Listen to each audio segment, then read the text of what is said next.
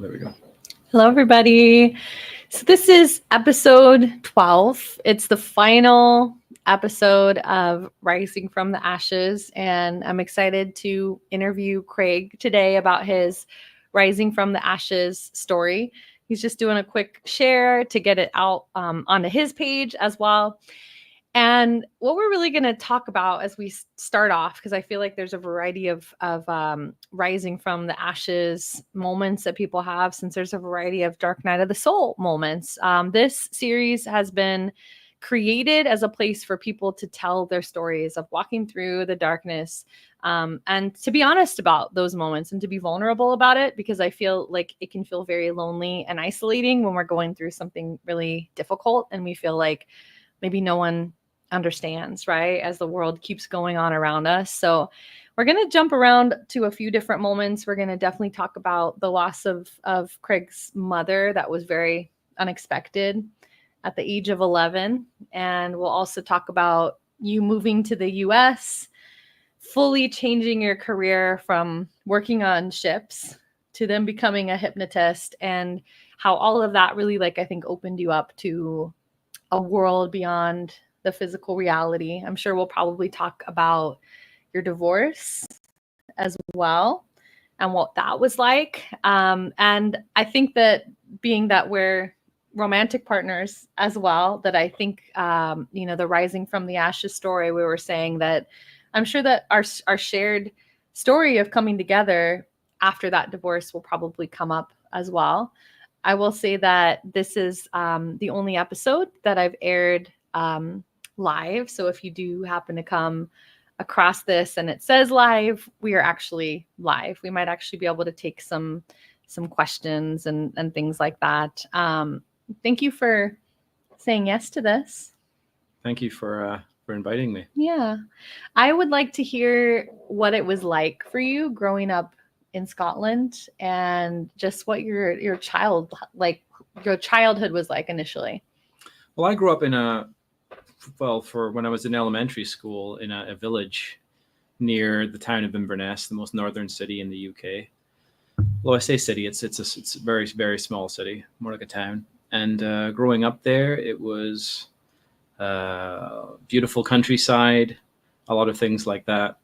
An interesting life for me. None of my family were actually from that town, so it was an interesting thing. So in terms of having roots there, in terms of family, those weren't there. But of course, friendships and things come along as well. But growing up there was interesting. Then after some events, which we'll get to, after my mother died, ultimately then actually lived in Inverness for my high school years, and it was an interesting place. And my experience of it as an adult, when I go back to visit, it's definitely different than when I was a child. What's the culture like there, like in general? Because I know that we've talked about, each place. I feel like there's certain things that just maybe are not talked about or are not really, taken seriously. So what do you feel the culture is like there? It felt like, to me, in terms of spirituality, there's religion was present there, Christianity, but it felt like spirituality, as we might talk about it, psychics, mediumship, right, things like this, present but not common, is what it felt like. Yeah. So my exposure to that only really came along after my mother died. My father's first partner, romantic partner, who wasn't around in our lives for long, but was actually she's a psychic medium, and she talked to me about life after death and spirituality and things like this, and it really opened my mind because I hadn't heard about that before.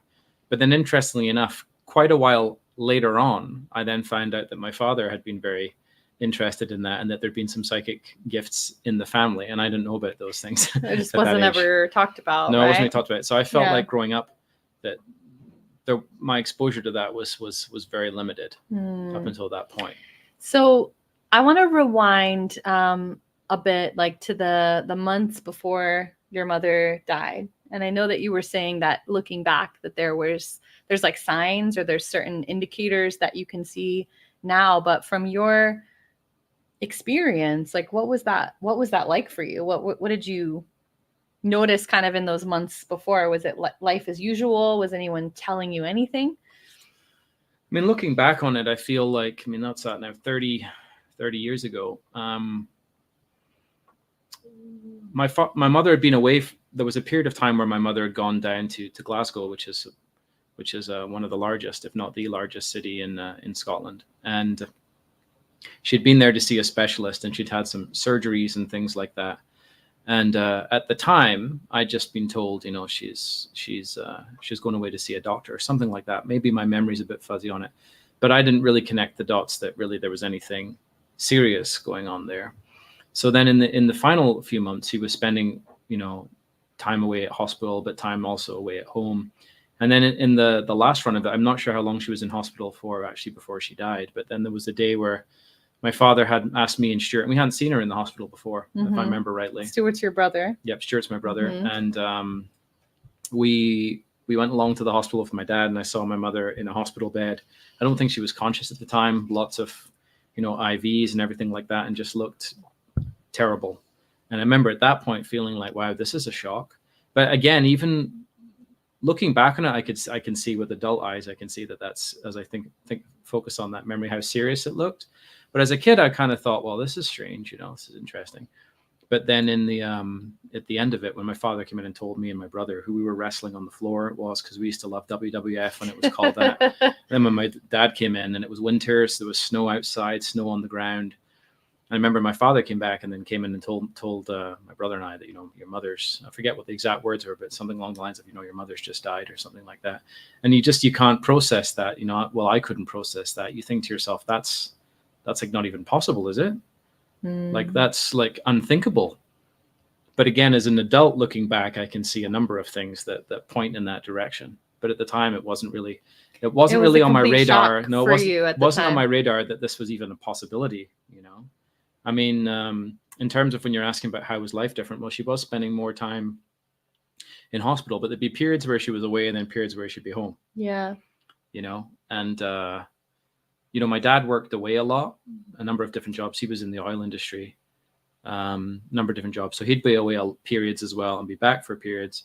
So then, of course, like after my mother died, my father couldn't do that anymore. So he was then working at home. And just a bunch of things after that too, like some unfortunate things that I found out. What ended up happening then? Because I know that there was a lot that happened after your mother passed, and that those were some really challenging years for you. And so what ended up happening after her death? So after my mother died, my father, couldn't work in the job he was working anymore because he was away a lot, at least as I remember it. So then he was then a stay-at-home parent, where before there was periods where he was, periods where he wasn't, and my mother was the stay-at-home parent. So my mother, I think in the last few months, hadn't kept up life insurance payments. So that would have meant we kept the house, but because that lapsed when she died, it meant that the actual house that we lived in got repossessed, which was definitely a tough situation when things were already pretty bad. And then for my father to be able to go away and work again in the work that he knew, we went down to England to live with. There were a couple of different places that we lived in England, to live first with my father's sister, and then to live with my father's parents, my grandparents, for a period of time. And it was tough in England because, kids can be cruel. So I got bullied for being Scottish, and just feel it's tough when you're grieving, and, it's a lot of adjustment, and it's a lot of things that are very difficult to process. And then you're moving to different places. And it kind of felt at the time like everyone's trying to do their best, but it was a difficult time. Then after a period in England, and at that point I would have loved to just be back in Inverness with my friends and everything like that, but that's not how things worked out. And again, we didn't have any family in Inverness. So then went to live with my mother's family for a bit. So there was a year after my mother died, there was a year and change. Wow. Where there were a few different places that we lived, and just found it so your mother passes away completely unexpectedly, like from your experience from my as a child. Yeah. And then your home gets repossessed shortly after that. Then you're moved around to all these different family members just for your dad trying to basically make things work. I mean, what was that like? I mean, I feel like I know it can be difficult talking about things related to family. I feel like whenever I'm asking questions to people, but what did you feel like as a child? It felt very lonely. it is what I would say. It felt desperately lonely, because I think that during those really difficult times, you kind of want to talk about it, but you're like, who do I talk to about this? Did anyone talk to you about it? I mean, again, memory can be a funny thing, but as I remember it, after my mother died, a period of time went by where not so long, but a period of time went by. Yeah. Then my father met Pauline, is her name, psychic medium. So when I talked to her, I mean, I remember she sat me down and kind of just like had a conversation and said, "This must be really hard for you. How are you doing?" And I just sort of almost, it felt like a dam bursting, like all of this emotion coming out, because it almost felt like, wow, it's like because somebody no connecting with me like that. No one had asked you how you were feeling. Well, or connected in that way, you know? And I remember feeling like in that period of time, like, wow, like feeling kind of very closed off. Like it's a lot to deal with. And also then in the house, it was only me, my brother, and my father, you know, after my mother died initially, in that initial period. And I don't know if that's conducive so much to getting into that stuff, but then I do feel, I'm curious what you think, like that really shaped you, because you were highly empathetic and but didn't know that at the time. Very sensitive, right? Yeah. And I feel like that's like such a gift of yours. But do you feel like what you walked through as a child really shaped that for you, who you became? Well, I wonder if those experiences hadn't have happened and how bad they felt, I wonder if I'd care as much about how other people feel. Maybe I would, but I wonder about that, because it's almost like when you feel like you've been through some really difficult experiences, for me at least, it's like if I could help other people, guide people through that, or help them feel better, then that would really be meaningful, because it comes from a place of not just being able to say things like, well, that must be hard for you, but to like actually have experiences that were terrible. And of course, as you know, there's more details that I'm giving here that I could put into this, but to go back to one of your questions you asked. So after the second place that I lived in England, so I lived with my father's sister and her husband for a period of time, several months, maybe half a year, then with my grandparents, who were massively older than me, right? And I remember at that point feeling I was being bullied in school, and at that point I would have loved to just be back in Inverness with my friends and all that, but I'm not there. And I remember being like bullied in school, and I remember like I'd come home, and like as when I was a kid, and I lived back in near Inverness, a little place called Bewley, a little village, beautiful place to visit. But when I remember like when both my parents were, when my mother was still alive, we'd go to, they'd kind of drag us to Sunday school, and maybe it was to get a break from us. So we'd go there, and then there'd be church and stuff like that. Not like it was every Sunday, but it was fairly regularly. So I remember then you kind of learn this thing about praying, right? So then when I'm there in England at my grandparents, like I'd lay in my bed and I'd pray, and it's like, this is like terrible. Like this, still grieving, still really raw, and not really talking about it. Feeling like I'm getting bullied at school, and just kind of feeling like, man, like life really sucks. Like, what were you asking for at that time? Just some kind of help with this. Like, can this resolve in some way? Can there be a light at the end of the tunnel? That's really what I was asking for. Because it felt like my life, as far as I knew it, like up there in Inverness, that's gone.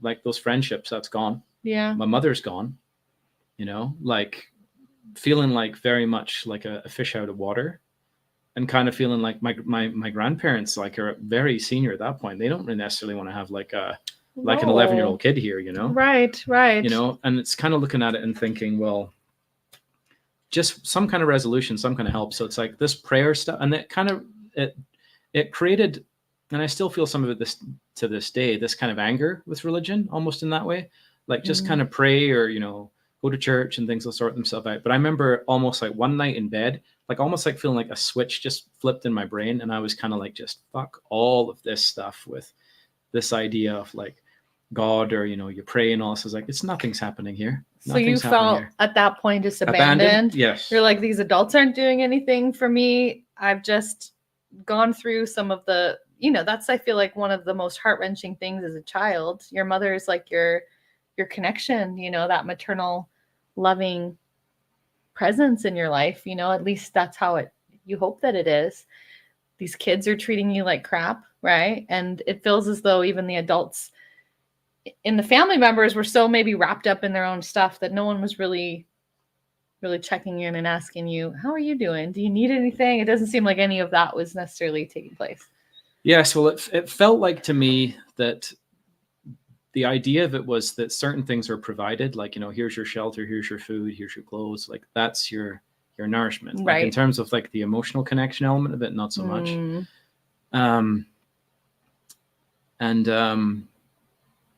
But then it was a tough thing too, I think, for my mother too. My mother wanted children, and I think that she loved the idea of it, but when she had them, I think it was a challenging thing for her. Like, oh God, like what do I do with this? I want to talk a little bit about Pauline, because I feel like when I hear about that Pauline and that you had this person in your life that was like the first person that your father was romantically involved with after your mother's death, and she was a psychic medium, how much do you feel like the time, even that short time that you had with her, influenced you and all the things that came after that?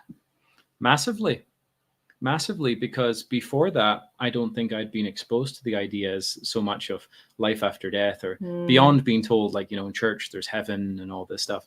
In terms of, I didn't necessarily know what a psychic was or what a medium was, or readings or any of those things. So that was my first exposure to that. Yeah. And it kind of planted the seed, because then later on, skipping forward, quite a number of years, that's when I became interested in, like, psychic development circle, or learning, like, a little bit about tarot cards, or even doing readings when I used to do that, which maybe we'll get into in a bit. So it kind of planted the seed for that. So she wasn't in my life they weren't together for too long. Yeah. And since then, my father's met a wonderful woman, Margaret, who's been really. How was that when I know that sometimes it can be difficult when somebody new comes into your life that you almost feel is like replacing your mother, but how do you see it now? Now I'm so grateful. Because at that point she'd already raised 3 children, and I think thought she was done with that period of my life. But then she met my father, and then here's me and my brother. I would have been, what was I been at that point?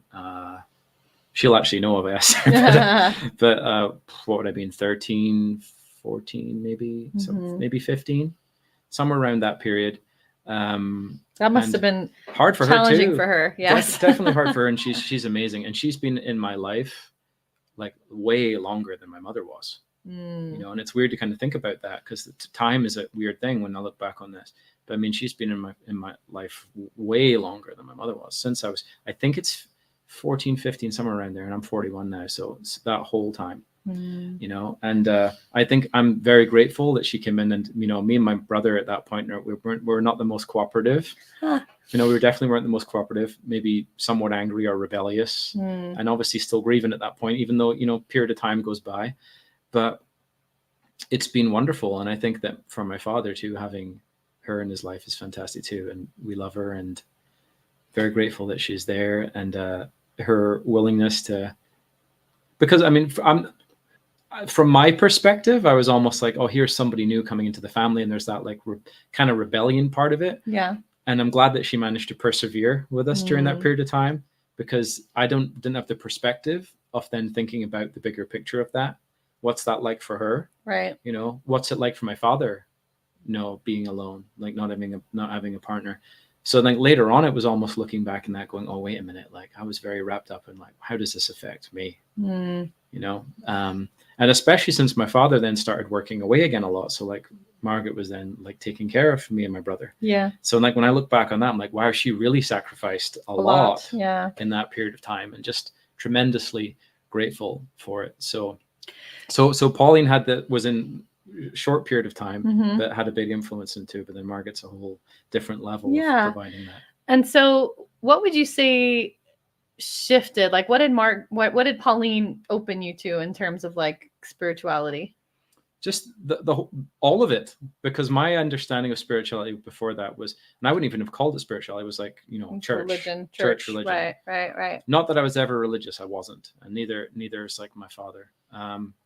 But really just opened me up to this whole idea of what can spirituality be? The idea of the spirit, right? The idea of that being a spiritual being, having a human experience temporarily in a physical body. Right. That whole stuff was like, wow, mind blowing to me. And that the idea that when somebody passes on, their spirit continues, but their body's gone.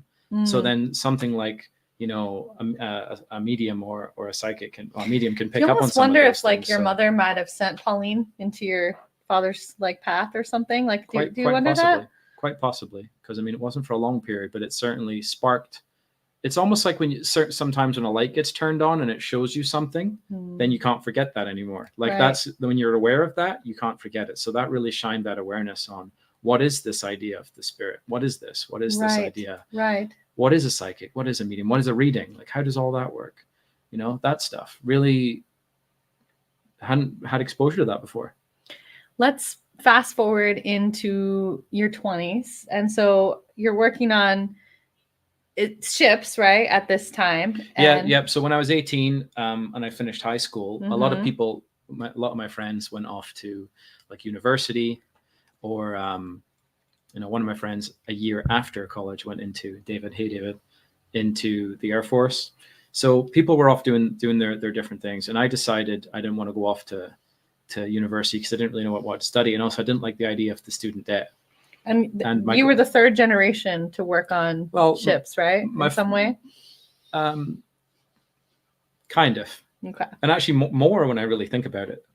So my grandfather worked on ships. He worked for Shell Oil as a ship's carpenter when they used to have those.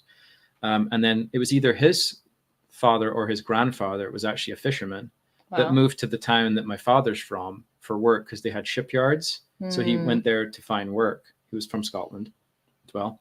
Stornoway, if I remember rightly, or maybe not. Maybe the North, maybe not. Maybe I'm forgetting in this moment.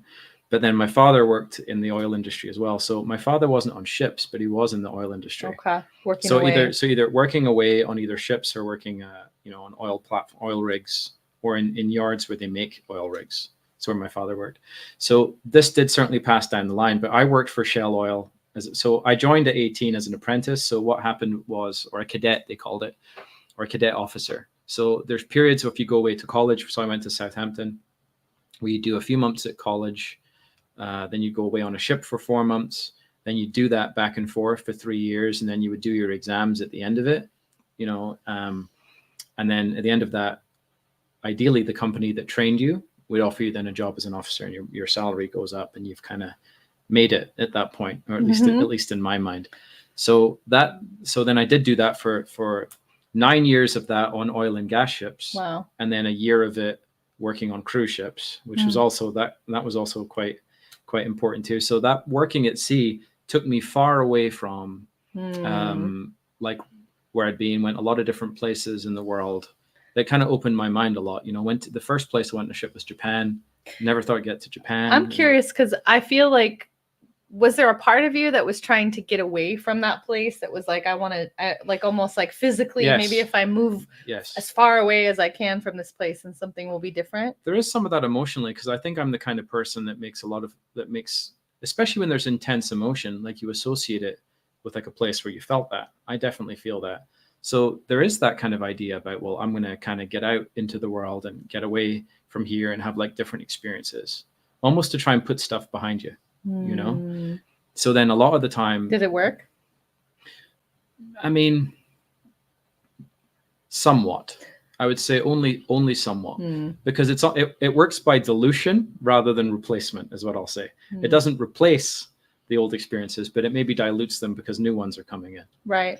You know, so being able to see different parts of the world, a lot of different parts of the world, and that certainly opened my mind. And I remember when I worked on the ships, I worked on the bridge. I was like a navigation officer there. And when we'd be in the middle of the ocean, like being out there underneath the stars and stuff like that, in the middle of the ocean with no city light pollution, because there's none of that around, looking at it, and I would just think that it opens my mind to like what's out there, what's possible. So now I kind of looked at it and think that there was a piece to that. There's an expansion to that. And also there's a curiosity to that for me, because part of me is a curious person. Or like, how do people, what's it like in other parts of the world? Right. You know? Yeah. You know, how did spirituality come back into your life at that point in your 20s? Well, in some ways it was like, so once I finished my apprenticeship, I would have been 21 at that point. And I got promoted in Shell. I was no longer an apprentice or a cadet. I was now an officer. And at that point I thought, wow, now I'm on the ladder, almost like maybe people incorporate, you're on the ladder. Right. So then I was thinking to myself, well, if I work hard at this, I could maybe be like a captain, maybe by like, and command my own ship by like, I don't know, 30 or something, because it had been done. And then after getting into that, after a few years of that, I remember that enthusiasm started to really kind of wane. And I remember thinking, do I want to do that? And some of the captains, only some, and especially one, I'd look at it and go, do I want to be like that? Do I really want to be like that? And then I began to think, maybe this isn't like the be all and end all. Maybe it's not just like, just work hard at this and this will be fulfilling and this will be like my purpose and it'll be enough. Right. And so it was kind of wrestling with that idea of, I feel like this is not enough. I don't feel fulfilled. I don't feel happy. I don't feel expressed. And also the idea that you'd be away from home for like 8 months a year. Right. So it almost that'd felt be like, difficult, I'm sure, to have any kind of life, relationships. Yep. And if I went back to like, say, Inverness, for instance, at that point, there were a couple of friends left, but a lot of, and of course my family none of my family lived there at that point. So there were few close friends there that I really loved. So it was nice to go back and see them, but it kind of felt like a lot of my roots had kind of gone. So it meant, working on the ships almost helped me escape from that in a way. But then when I'd come back, I'm like, well, where do I go? Where do I belong? Like, where do I belong? Like, where do I spend my time off? Do I go? And at that point, my father lived overseas at that point. So it was like, do I go there, visit there? Do I go back to Inverness and maybe stay with friends? And that's what ended up happening. Or like, what do I do? Where do I belong? Like, really, where do I belong? And a big part of that my story is that, like, feeling like not really sure where my roots are. And I know people in my life might look at it and say, oh, but there were roots here, but it's the feeling for me was almost like feeling like didn't really have the roots, and there were partial ones, and I don't mean to offend anybody by saying this, but it's like it did kind of feel like, where's my roots? This is your experience. Where's my roots? Right? This is how you felt. Yeah, and that's fair enough. So then after working on the ships for a few years and really trying to push away that feeling of this isn't going to work for me, I need something else, and I pushing through that for a number of years was kind of difficult, because then I couldn't see a long-term future that I loved. And I felt like my attitude shift over time, where I was like, I just wasn't really motivated so much anymore. And then as like kind of a last roll of the dice for working on the ships, for the last year, I decided to go and work on cruise ships. Okay. So I went and worked on cruise ships for a year, because the licensing was the same for me. It's just different kind of cargo. Yeah. And funnily enough, didn't really like that experience either. But that's where I then met somebody on there who then I ended up marrying. Mm-hmm. We had almost 10 years married. And then that's what brought me to the United States. Right. So I remember that. So she was in the U.S. She was in the U.S. She's from New York. You were in Scotland. I was in Scotland. Working on the ships. And it was interesting, because that was the first cruise ship that I worked on. And then for her, like, one of her good friends was an actor on the theater, because all the cruise ships have like a theater. So, and then the singer for the house band of the ship messaged her to say that the singer of the house band had to go home for like some kind of emergency or family thing. Mm-hmm. So, he was saying, would you be interested in coming in? They need someone. Like this person's gone home. They need somebody now. Would you be interested? So then she said, well, yeah, let me give it a go. Why not? I've never done that before. Okay. So like she sublet her apartment and went on there and did that. And then there's me first time on the cruise ship too. And then we met there, and then we went back and forth for a couple of years, or at least a year, got engaged, then another year, got married. And at that point it was about saying, well, does she move to Scotland? And again, I didn't really feel like I had the roots there, but she has quite a big family in the US. So it was like, or do we move to New York? And I thought, wow, I'm moving to New York City. Wow, that sounds better. So moved there. But then an interesting dark night of the soul here was that then I couldn't really do that work anymore. And there's a number of reasons why. Did you even want to do that work anymore? No, but here's the thing though about that, right? So, but no, I didn't. But at the same time, it would have allowed me to avoid the uncertainty of really stepping outside my comfort zone and doing something different. So I feel like if it was an option, I probably would have taken it. So it's one of those situations sometimes where I appreciate that, the universe closes a door and is like, nah, that's not going to happen anymore. Yeah. Because then only then it's like, shit, now I got to do something else. So then I had some savings, I built up from working at sea. So moved to New York, and what was that, 2012. summer of 2012. And as I started to go through the savings, because I wasn't working at that point, like it came down to about really thinking about, even though I didn't like working at sea, it's what I'd known. It's like what I'd known. Right. And it's like a lifestyle stuff too, because it's like hard to see anything. It's hard to beyond see beyond a life, no, right? Like no, that. No. And also if I pause, before I worked on the cruise ships, it was a period where I'd taken a little bit of time off from working at sea. And I remember trying to find work. I was living in Glasgow at the time, and I'm Glasgow, Scotland. And I remember trying to find like any kind of job at that point. I was like, let me try and integrate with something different. So I remember you'd see signs up like kitchen help wanted, or like trainee bartender or something. And I'd apply for them, and it would always be, well, what's your experience? And like, oh, I don't have experience. Oh, I can't give that to you. So I'm like, man, I can't even get like a fucking kitchen assistant job. Can't get anything like this. But meanwhile, the money working on ships was okay. And that's kind of what kept it going. Yeah. You know?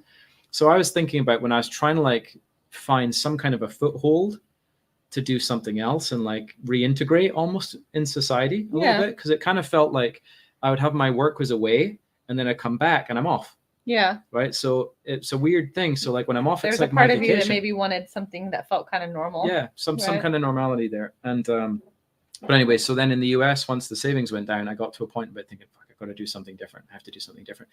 And where do I even begin? It felt like such a dark night of the soul. Like where do I even begin? And it was like, do I go to college now? At that point I was 27 or 29, I think 20. Yeah. So what do I do then? Now I'm going to go back to college just to what, and by the way, what am I going to do with that? So then I was thinking, what am I going to do? What am I going to do? And then I went back to the spirituality piece again, because I'd been interested in that, because the things I like to read about were like, you know, I was getting into Dolores Cannon, which was a big part of our story, funnily enough. Yeah. So this is where part of where those seeds were sown.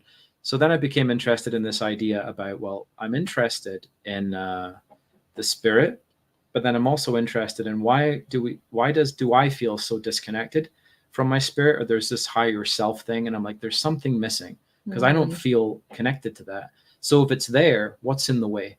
Then I became really interested in this idea from reading certain books about this idea that you've got your conscious mind and you've got, say, your spirit, but then in the middle, the interface is like this subconscious mind. So I became interested then in about, well, what modalities work with that? And by the way, in Scotland as well, I'd actually done Reiki 1 and Reiki 2 because I was interested in that. Then in the US, I did Reiki 3 and I know some places break it up differently, but then did the master teacher 1 too. So that was ticking away in the back, this ticking over in the background, this interest in the spirituality piece. But then the hypnosis part, when money was getting really low, I remember seeing like certification courses and just going and saying, and my ex-wife said, you know what, like go do it. And if it doesn't work out, look at something else. So for me, doing something without knowing the outcome was very difficult. Like, why would everything I'd look at, I'd go, but what's that going to do for me? Like, what money is that going to bring in? So then it was almost like it's hard to do anything if you can't. For me, if I couldn't see like, how's this? I need money. I'm going to have to start paying rent and stuff. Like, without my savings, like, what am I going to do? Yeah. So then I remember doing that training, and during that training, Carol Denneker was the teacher's name, out on Long Island, New York, and I remember part of the training was like, what are you going to call the business, and like start working on the website. And I'm grateful for that, because I was like, oh man, this is getting real. This is getting real now.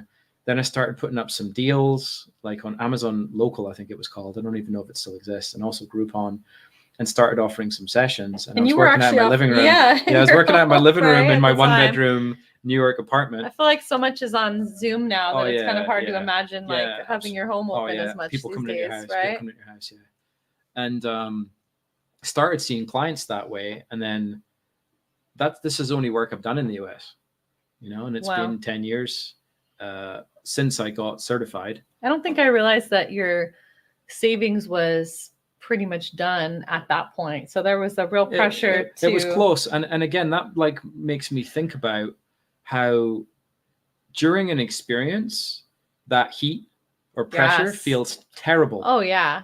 But it's needed. But then looking at it, and if it was comfortable, it wouldn't have happened. Right. I think it wouldn't have happened. I often get kind of insight from spirit and from my soul self that money sometimes is lowered in our bank account in life in order to make us move the levers. And so they're like, so Get if us there's moving. so if there's something that we're delaying on, or we don't have enough like motivation, that if we're meant to be moving on a different path or taking a leap that feels really uncomfortable, that I've seen that, because I think oftentimes people have this story that there's something bad or wrong with them, or that they've done wrong if something happens with money. But I actually think that it's used in a purposeful way to get us to move in different directions. Yeah, money and health. Another one. Yeah. So yeah, I agree. But that pressure, like I was saying before, if I feel like when I moved to the US, if I could have kept going, even though I would didn't like it, part of me would have been like, ooh, but and I could have, the mind can be really manipulative. It'd be like, oh, well, I'm married now, I have responsibilities. Yeah. Like, oh, maybe I should just do that. And also, Right. by the way, when I worked offshore oil and when I worked on ships, I saw a lot, not everybody, but there were a lot of people that were just there for the money. Kind of like a lot of jobs that we see, right? People there just for the money.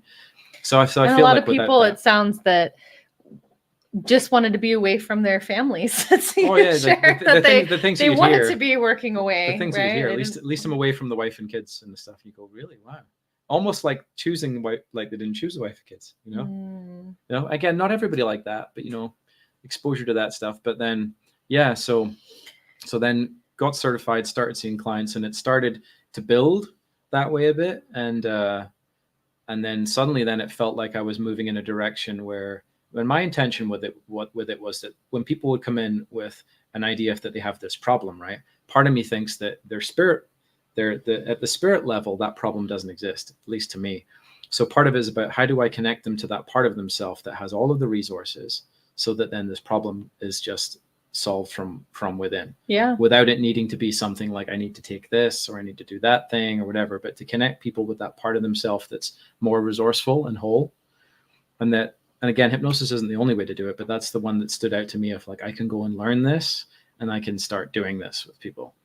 And so then that felt like it was then linking way back to like where I was, like say the Pauline days about, right. Oh, wait a minute, even though overtly that wasn't spiritual work, but I always felt like it was. So even if it wasn't in the conversation, part of me would always be intending that about saying, well, what is that, that biggest version of themselves that exists beyond this problem, and how do we plug into that and pull some of that in so that this problem can no longer sustain itself, and that felt like it was then connecting back to that earlier spark, and that spark wouldn't have been there if my mother hadn't have passed, and that's, at least to me, maybe it would have been another way.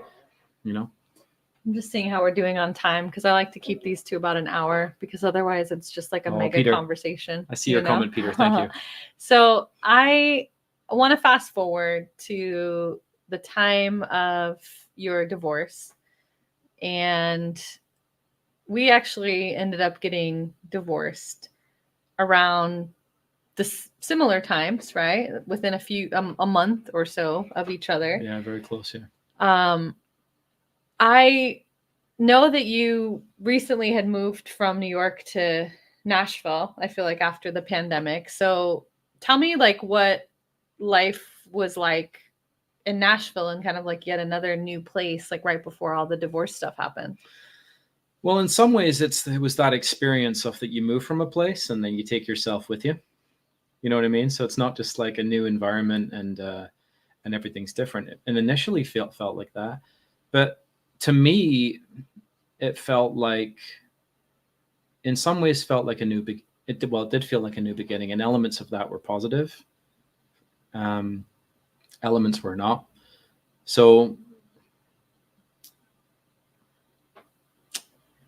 well, not sure where to start with that piece there. Yeah.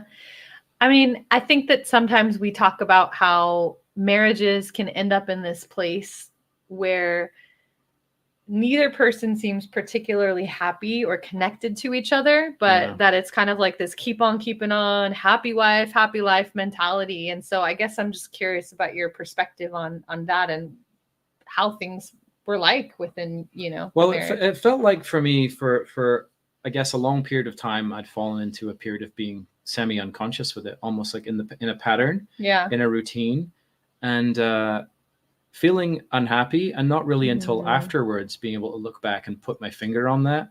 Because when I was in the experience, it almost felt like what you do is when you're in a marriage, you just stay with it, you know, kind of at all costs. Yeah, and I remember you saying this is just how it is, right? Like people, this is just the way marriage is. I mean, there was definitely a lot of experiences that I'd had where I'd witnessed unhappy couples, unhappy marriages. I'd seen a lot of people like that. Not all, but a number of them. Yeah. And it did seem almost like within my conditioning, it felt like you just keep on keeping on. You just find someone that you can be at least somewhat happy with. And it's not like you had a marriage where you were fighting all the time. No, I mean, of course, no one cheated. There was nothing like that, right? It's just. No, and then funnily enough, actually, I had started writing a book, and it was like, I'd given that to her it's like, what do you think of this? And some of the things I'd said in that book were kind of about that idea of, you know, keeping on. And then the conversation came up, and then waiting for something to happen. Waiting for something to happen. The line yes, was, like right? Many people are living their life as if they're waiting for something to happen. Like they're unhappy, but they're thinking, well, if I just keep going, something will happen. But then that led to a conversation where it was like, you know, is that what we're doing? And I thought about it. And initially there was that piece within me about I have to fix this at all costs. Like I have to fix this at all costs. I have to change to be enough or to like fix this. And so it felt like for you, there was a lot of shame. Oh yeah, the shame related to being a man and feeling like you were the one that should have been responsible for this was my fault. I need to be the one to fix and this. The shame of like, for me, it felt like divorce is a very shameful thing. Like it's a failure, you know. At least that's how I was seeing it at the time. So then it becomes about like almost like I'll do whatever to kind of make this work. And then you know, we did a little bit of couples counseling, but often when people do that, it's like it's already decided. But it felt like. Well, what do you think the purpose was? Like what? I mean, how did you think the couples counseling helped you at that point? Well, it pointed out to me the differences between how I saw things and how she saw things. And it also felt like to me,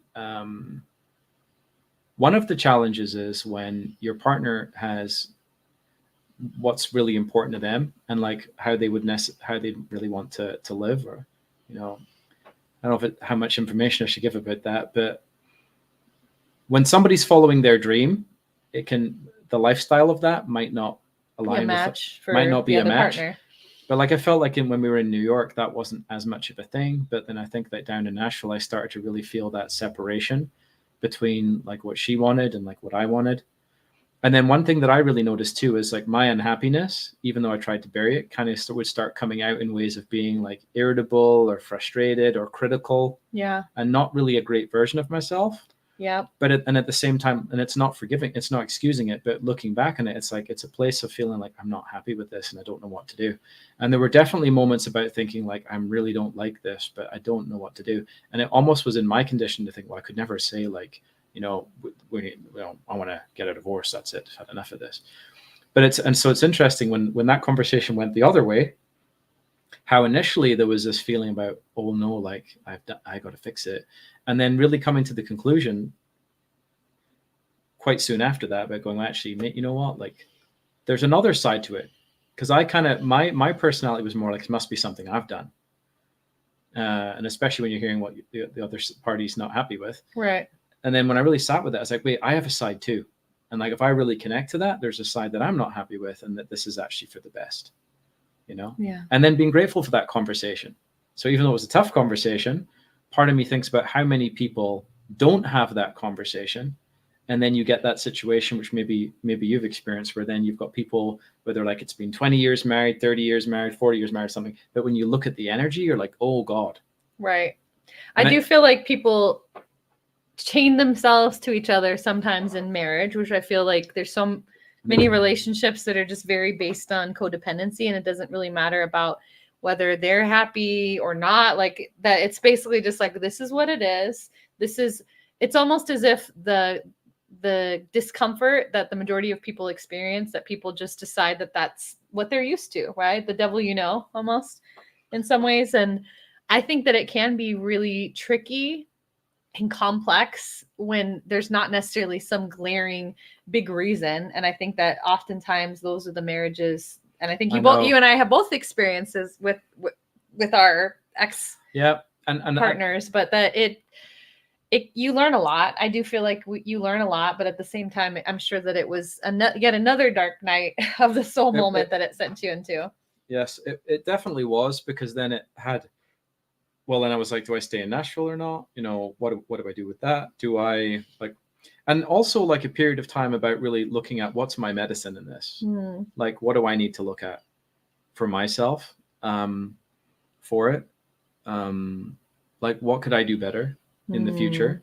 And almost then there's this interesting period of time about getting to know myself as an individual again, rather than like part of this relationship. Yeah. Right. Like, so who am I that's not that? You know, and beginning to like explore that again. Yeah. Like, and yeah, definitely an interesting period of like, it's like a rediscovery thing. And it's a weird thing, like going back to maybe music I used to listen to or stuff like that. Almost like thinking about, well, wait, trying to reconnect with who am I as an individual? And also, who am I as an individual now? Not just like before I got like, because I'm not the same person as I was before the marriage, but like who was I then? Right. You know, at that point. And that was just an interesting period too. And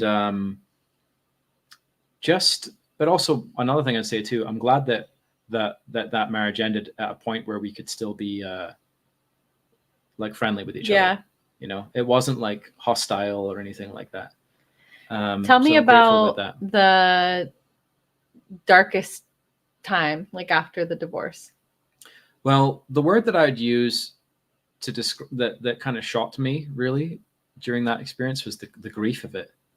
Because it's almost like when getting married, there's like this kind of vision of the future. Maybe it's the white picket fence or whatever, you know, having like this long life together. So then it's almost then that my future was then as part of this thing, like kind of forever sort of thing. So then there's this grief there's this vision of the future that now is different. You don't even necessarily know what anything is going to be anymore. So it almost feels like there's a not that there was ever a super clear or rigid plan or anything, but it almost feels like there's a vision of the future and that's now gone. So it's like, it's almost makes me, here's really what it feels like when I think about it, that there's almost like a plane that's in autopilot and it's just going to its whatever that destination is.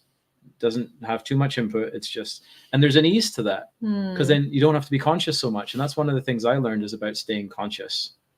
Right? Not just let the thing go wherever it's going to go. Right. Like be conscious and have presence and be intentional.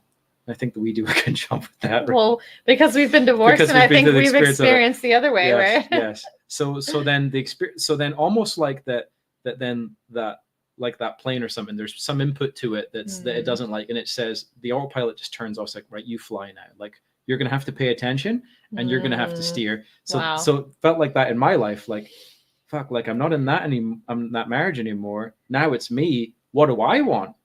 And even the little things like, well, what do I want for this? What do I want to do for that? Rather than the we. The we's not there anymore. And I don't think you felt like. So there was grief. You were like, I remember that you would say, right? Because our friendship started around that time period because we had begun working together with a common client since we were colleagues that knew each other, working for the same client. And then we both had discovered that we were both going through a divorce. And I felt like I remember for me, it was nice to have a friend that understood what it was like. But I felt like it was vulnerable. I think for both of us, there was like a lot of really big, scary things that were happening. But I do remember that you felt like that was it, like romantically, that you're like, I've been married, I've been divorced, I'm 40 years old. This is just it for me. There was definitely a lot of that. There was definitely a lot of that feeling about feeling so lost out of that and having to rediscover, like, again, like it really, I got present to just how an autopilot had been, and kind of having to just figure out again, like, how do I feel? What do I want to do? What do I need? And like that was a shock to the system. And but to answer your question, the darkest part of it was almost like that. I remember initially I was thinking about when I talked to like family or friends back in like the UK, and they'd be like, well, you might as well move back to the UK now, right? And I was like, oh, do I want to do that? And then considering it, going, well, maybe.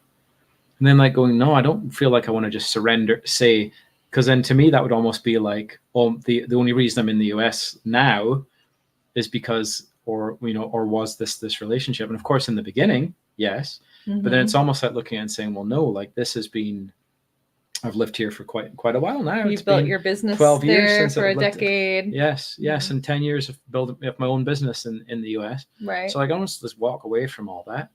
So like the dark night of the soul around that was really kind of becoming conscious again to who am I? What do I want? Who am I that's not that relationship? What is that part of myself that I just let slip during that time? And like, what is that part? Yeah. And not just not what was that part before I got married, but what is it now?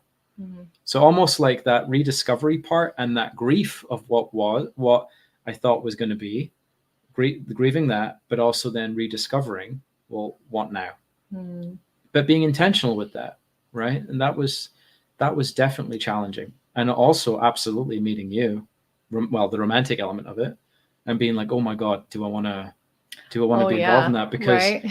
Because it felt like, not because of you as a person, but just like a lot of stuff. Well, I think after fear, we go after through divorce, you're like, oh God, it feels very vulnerable because it's such a fresh thing when you have a really big relationship end and your whole life turned upside down. Then you're like, there's such there's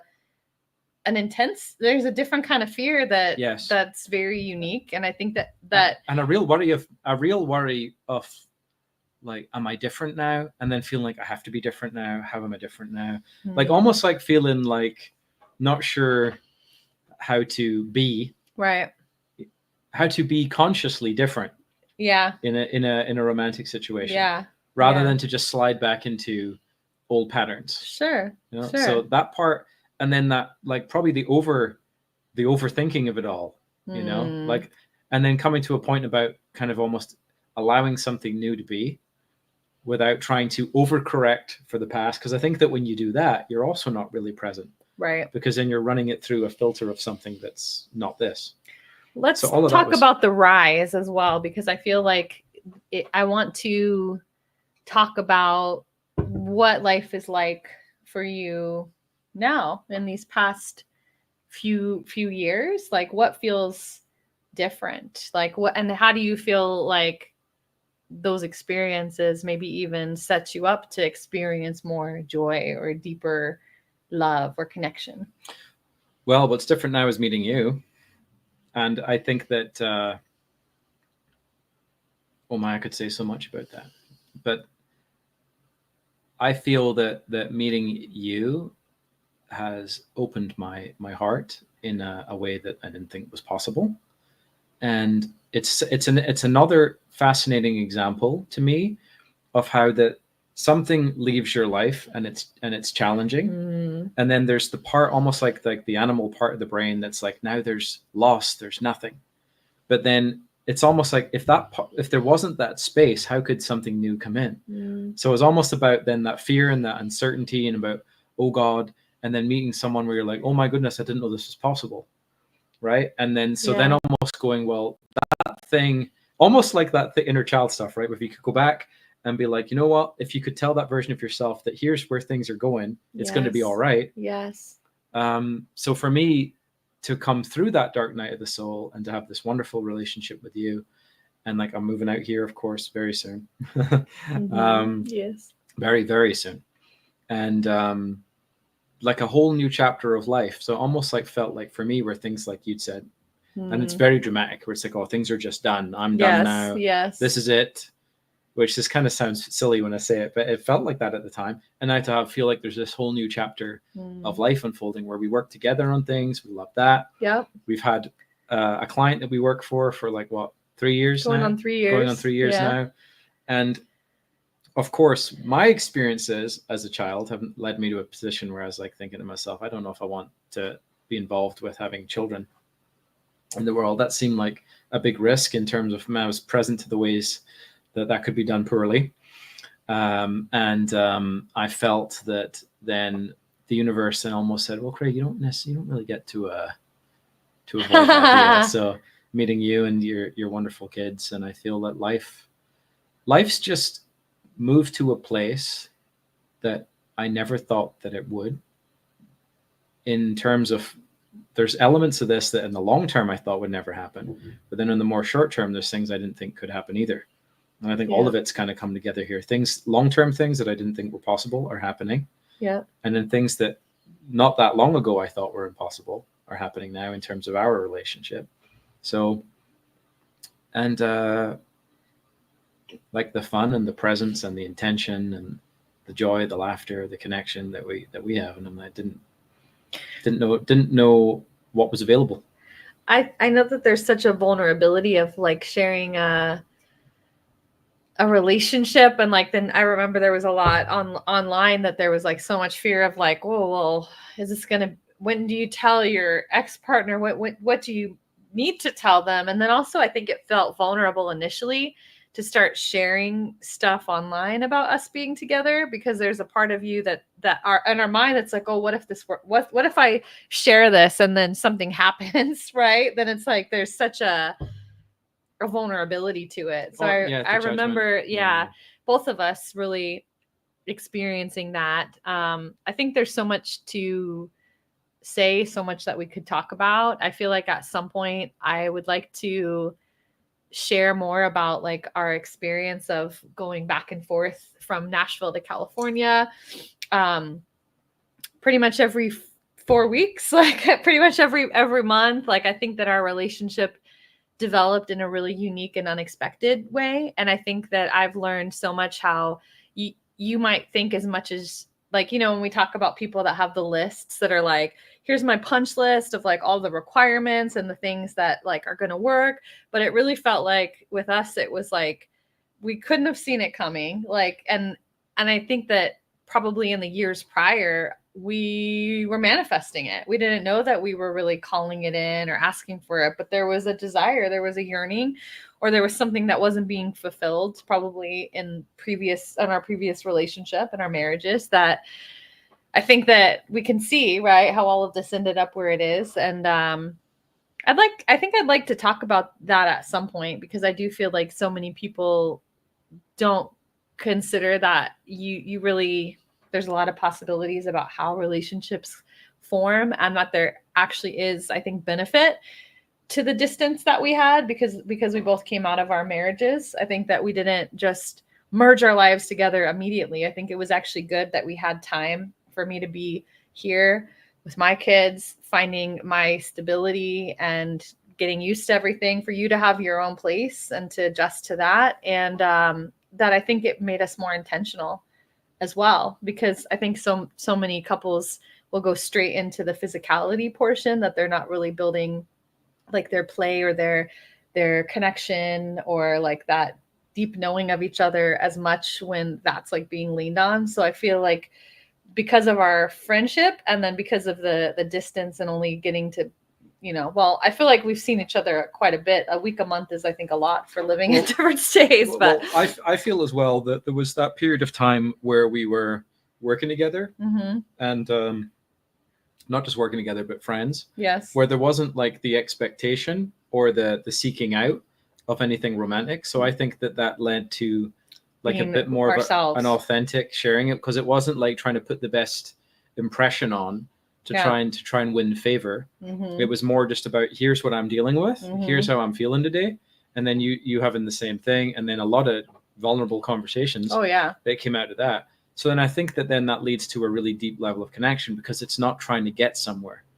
Where sometimes I think like if it's trying to date or something like that, it's about trying to get to like connection, trying to make something happen. Or like, it's almost like where people might be being like, what do I need to do or say or not share in order to have this be the way I want it to be? And I think to look a certain way, and it wasn't any of that. Well, that had failed for us in the past. And I would say that then for both of us, like during the final stages of the divorce stuff, where we both like had moved into our own places and stuff like that, like I feel like that was a really kind of really tough time. And I remember some of those conversations that we'd have for like 2, 3, 4 hours sometimes. Yeah. About that, really like raw, really like tough. We were lucky, I feel, because both of us were able to be coaches, practitioners. Able to be with those things. Yeah. And I feel like I think about it now where I'm like, man, thank you, God, for sending me somebody that could give me, like, there was no way with everything I took on financially that I would have, other than the therapist that I had or the coach that I hired. I just felt like the universe had just really set it up in this really special, powerful way. Yeah. I know that we're like right at our hour mark. I think there's so many other things we could say, but what I would like for you to do is to look directly into the camera and imagine that there is somebody just like you who maybe has just moved into his apartment, maybe his marriage has just ended, and he feels like everything's over, right? And that there's such uncertainty. He doesn't know what's going to be next for him. And I just want you to speak to him and maybe say what you might have said to yourself at that point in time. Okay. Trust in new beginnings, and trust that destruction is often necessary for new construction in our life. So trust in yourself and know that you know, things always pass. So there might be an intensity of emotion, there might be an uncertainty, there might be a grieving of what was or what you thought will be, but it's about trust, process those feelings, and then really connect with, what do you really want now? Who are you? And be kind and gentle to yourself, and trust that there are always new beginnings available. There always are, even if you can't see it. And sometimes this is just witnessing a letting go of the restrictions of what you thought is possible, so that something new and unexpected can happen. So trust. It's okay to feel. It's okay to feel shitty. It's okay to feel that, you know, and this too shall pass. Even those most difficult of emotions shall pass. And there's always a new beginning waiting for you. And again, destruction often just clears space for something new. So whatever it was that you might have lost or be grieving, you know, it's okay to feel those feelings, but know that there's space for something new to happen when you're ready and if you'd like. Thank you. And it can be beautiful. Thanks to everybody for watching. All of these episodes are available. There's 12 episodes with 12 very different people with very different stories. I tried to select guests that had different backgrounds and different kinds of dark night of the soul moments. And all of these are also available. I'm a few episodes behind on uploading them, but they'll all be on Spotify as well for the audio version. So I just hope that I know actually really that the right people will find this. And that's my intention, is to just put something raw and true out there in the world for people to hear this when they need it. So thank you for listening, everyone. Bye.